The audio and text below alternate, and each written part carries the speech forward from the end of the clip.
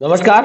इस समय हूँ जिला फिरोजाबाद फिरोजाबाद की विधानसभा सिकोहाबाद में, जहाँ बैठा हूँ। संस्थान का नाम है गिरिराज एकेडमी, जो कि मोहब्बतपुर अहिरान में स्थित है। हमारे साथ बात करने के लिए उपस्थित हैं यहाँ से प्रधानाचार्य महोदय। बात करने को और जानने का प्रयास करता हूँ कि वास्तविक संस्थान की स्थापना कब हुई थी, संस्थान को स्थापित करने का उद्देश्य क्या था, कोरोना काल के समय क्या क्या परेशानियां रही, सरकार का सहयोग कैसा रहा था, परीक्षाओं का समय है, तैयारियां कैसी चल रही हैं, नए सत्र में संस्थान इस बार क्या नया करने वाला है।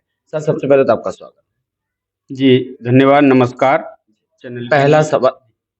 और जहाँ तक है, आप हमारे इस संस्थान में आए, जुड़े हमसे, इसके लिए हम बहुत-बहुत धन्यवाद आपको। और सबसे पहले हम आपसे बताएँ कि ये 2017 में हमने संस्था डाली थी। उस वक़्त यहाँ तकरीबन 3-4 किलोमीटर के आसपास कोई भी स्कूल नहीं था। गाँव की स्थिति को देखते हुए हम लोगों ने अपने मन में ये विचार किया कि एक संस्था यहाँ डाल दी जाए, जिससे गाँव का उज्ज्वल भविष्य हो, बच्चे पढ़ लिख के शिक्षित बनेंगे, आगे के मार्ग अपने अपनाएँगे। इस चीज़ को लेकर के हमने ये 2017 में संस्था डाल दी थी। धीमे-धीमे 2 साल बाद लॉकडाउन लग गया। लॉकडाउन के चलते थोड़ी अव्यवस्थाएँ रहीं, हालाँकि सरकार के कड़े रुख रहे और जहाँ तक है वहाँ तक गाँव से निकलना बेहाल हो गया, बदतर हो गया। बच्चे भी अव्यवस्थित हुए, शिक्षा प्रणाली पर बहुत काफ़ी प्रभाव पड़ा इसका। परंतु धीमे-धीमे उस बीमारी से हम लोगों ने निजात पाई और सरकार ने भी इससे कड़े इंतज़ाम मुहैया कराए, वैक्सीन भी लगवाई और हमारे स्कूल विद्यालय में भी वैक्सीन लगी और जिससे काफ़ी बीमारियों में निजात मिली और फिर आगे से हमने रूपरेखा बनाई और विद्यालय थोड़ा अग्रसर हुआ हमारा। और वो जो पिछले बच्चे थे, उनमें से कुछ बच्चे बीमारी के ग्रसित हो गए, कुछ की थोड़ी मृत्यु भी हो गई थी 2-4 बच्चों की, और दर-दर हुई चले गए थे और अब तो बच्चे जो है कि अपनी लाइन लेंथ में आ गए। एजुकेशन का स्टैंडर्ड क्या रहा था उस समय? उस समय एजुकेशन का स्टैंडर्ड श्रीमान जी, मैं आपको बता दूँ कि उस समय स्टैंडर्ड जो था, वो हमने काफ़ी फ्यूचर बना कर के हम चले थे, फ्यूचर प्लान बना कर के चले थे। तो तकरीबन 2 साल में हमारी मेहनत पर थोड़ा उसका असर आया, क्योंकि बच्चे विद्यालय नहीं आए, शिक्षा रुक गई उनकी। तो हम अब उनके घर तो नहीं जा सकते थे। ऑनलाइन हमने फिर अपना डिस्ट्रीब्यूशन कराया, तो ऑनलाइन के माध्यम से बच्चे कुछ तो पढ़ पाए, कुछ के यहाँ फ़ोन नहीं थे, तो स्मार्टफ़ोन न होने के कारण वो बेचारे रुक गए तो फिर शिक्षा प्रणाली पे थोड़ा नेक प्रभाव पड़ा। अब आकर के हमने अग्रसर करने का प्रयास किया है। फाइनेंशियली क्या क्या परेशानियां रही?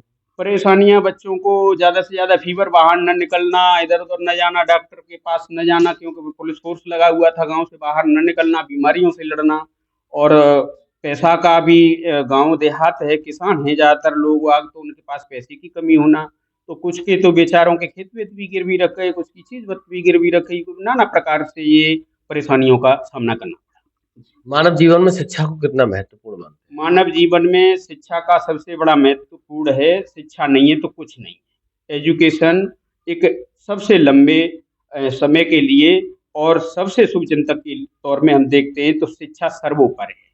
सबसे ऊपर है, तो सबसे पहला पॉइंट हम शिक्षा को मानते हैं। Without education is not nothing.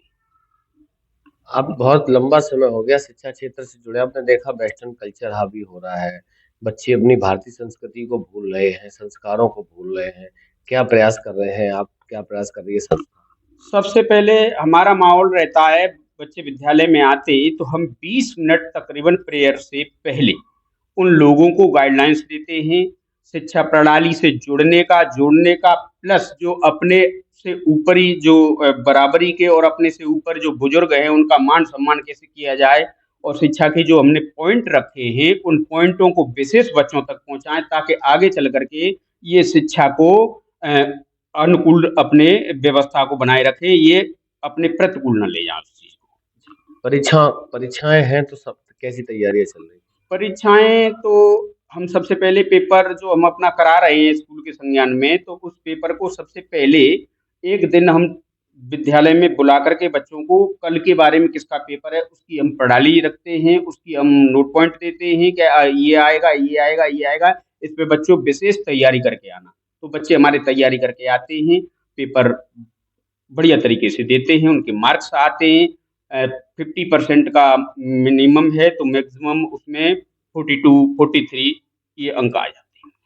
आखिरी सवाल आपसे है, परीक्षाओं के बाद नया सत्र शुरू होगा, तो इस बार आपका संस्थान नया क्या डेवलपमेंट करने वाला है? अगला जो हमारा प्रावधान रहेगा अगला सेशन के लिए, तो हमारा ज़्यादा से ज़्यादा रहता है कि छुट्टी टाइम में या जो अप्रैल से मई के टाइम में 1 महीने का हमें ये टारगेट मिलता है, तो हम लोगों के पास जाते हैं, शिक्षा को जागरूक करते हैं, बच्चों को प्लस उनके गार्जियन को समझाते हैं, प्लस जहाँ तक है फीस का मैटर है, तो उसको भी अपने आप में हम लोग क्लोजिंग करके उन बच्चों को ज़्यादा से ज़्यादा विद्यालय में जोड़ने का कार्य करते हैं। बहुत बहुत धन्यवाद सर, हमारी तरफ से आपको आने वाले नए सत्र के लिए संस्थान को बहुत बहुत बधाई, शुभकामनाएं। धन्यवाद। धन्यवाद।